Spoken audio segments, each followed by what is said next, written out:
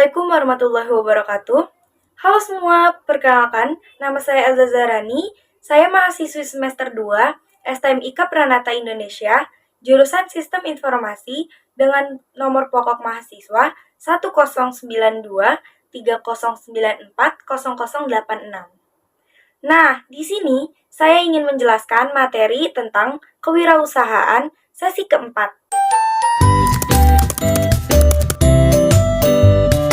Nah, moto wirausaha.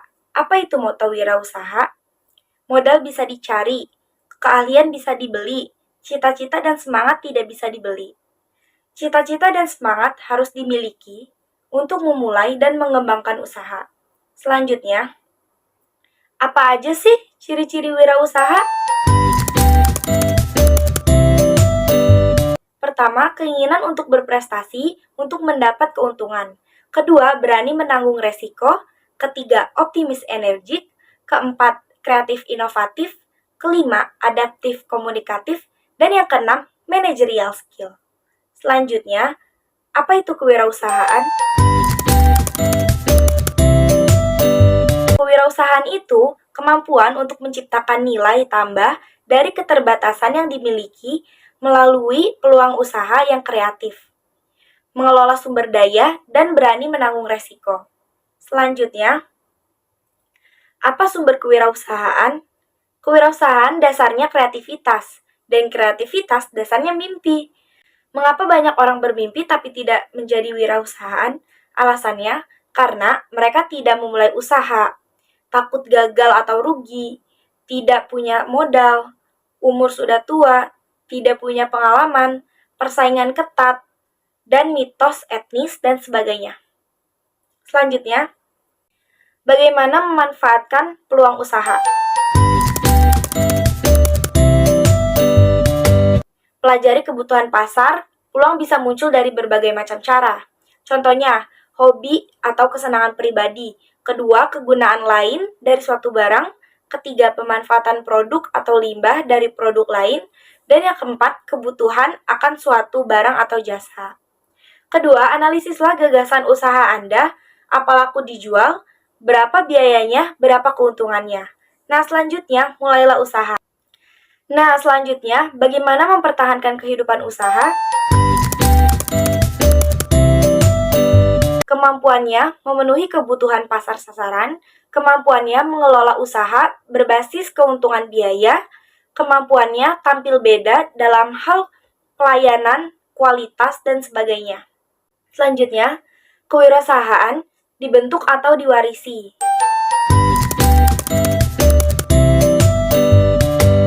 Bagi mereka yang menyerah sebelum memulai, kewirausahaan adalah warisan. Nah, bagi mereka yang mencoba dan mencoba, kewirausahaan bisa dipelajari, dilatih, dan dibentuk. Selanjutnya, usaha kecil. Contohnya apa aja sih? Pertama, dagang bakso.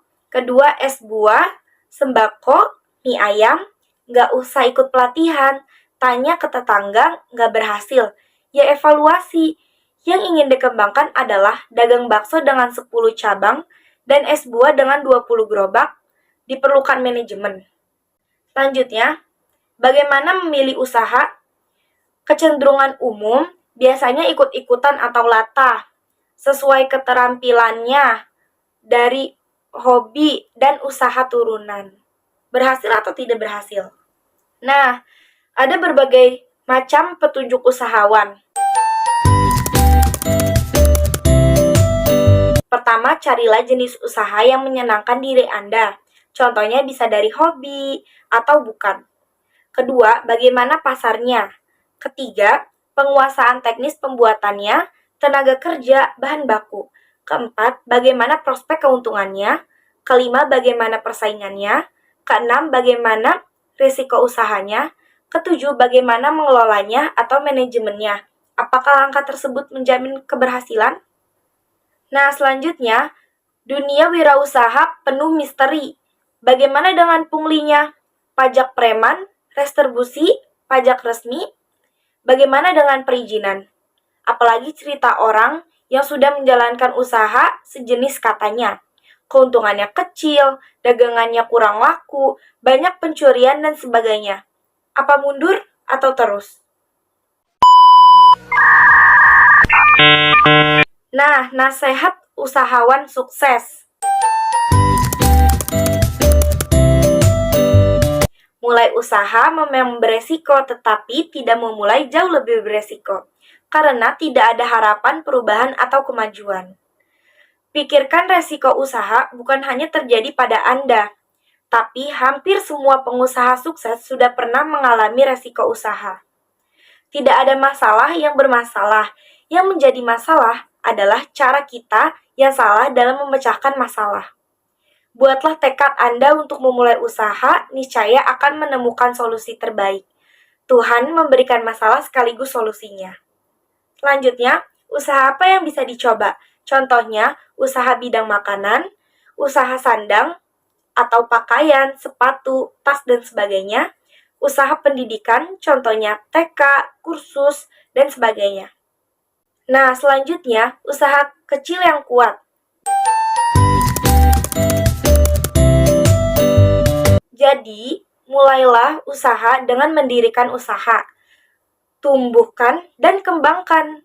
Pertumbuhan ditandai dengan ukuran yang lebih besar atau produksi, omset, karyawan, dan modal. Nah, perkembangkan ditandai dengan kemampuannya dalam merespon kondisi lingkungan atau persaingan, peraturan, tuntutan karyawan, dan sebagainya. Nah, selanjutnya, perkembangan usaha warlaba atau bisa disebut juga dengan franchising. Franchising merupakan perikatan di mana salah satu pihak diberikan hak untuk memanfaatkan atau menggunakan hak atas kekayaan intelektual atau penemuan atau ciri khas usaha yang dimiliki pihak lain dengan suatu imbalan berdasarkan persyaratan yang ditetapkan pihak lain tersebut dalam rangka penyediaan dan atau penjualan barang atau jasa. Selanjutnya, franchisor atau franchise. Apa sih franchisor? Nah, franchisor ini merupakan pihak yang menjual hak jual franchise dan sekaligus atau biasa bersama lisensi atau hak penggunaan merek. Sedangkan franchise adalah pihak yang membeli hak warlaba beserta lisensi. Nah, selanjutnya ada berbagai contoh-contoh franchise. Contohnya, toko swalayan Indomart, toko swalayan Alfamart, es teler, bakso, roti, dan sebagainya. Nah, selanjutnya keuntungan franchising. Pertama, pengalaman dan faktor sukses. Kedua, brand dan reputasi.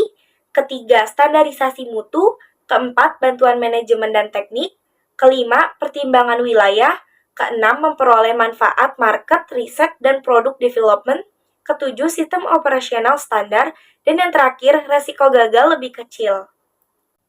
Nah, selanjutnya, bantuan yang diberikan franchisor ini meliputi pelatihan manajemen dan rekrutmen karyawan, pemilihan dan pengkajian lokasi, rancangan fasilitas dan rencana bangunan, dukungan promosi, spesifikasi peralatan produk, bantuan pada pembukaan franchise, dan yang terakhir monitoring. Sekian penjelasan yang saya sampaikan, kurang lebihnya mohon maaf. Assalamualaikum warahmatullahi wabarakatuh. Dadah semua!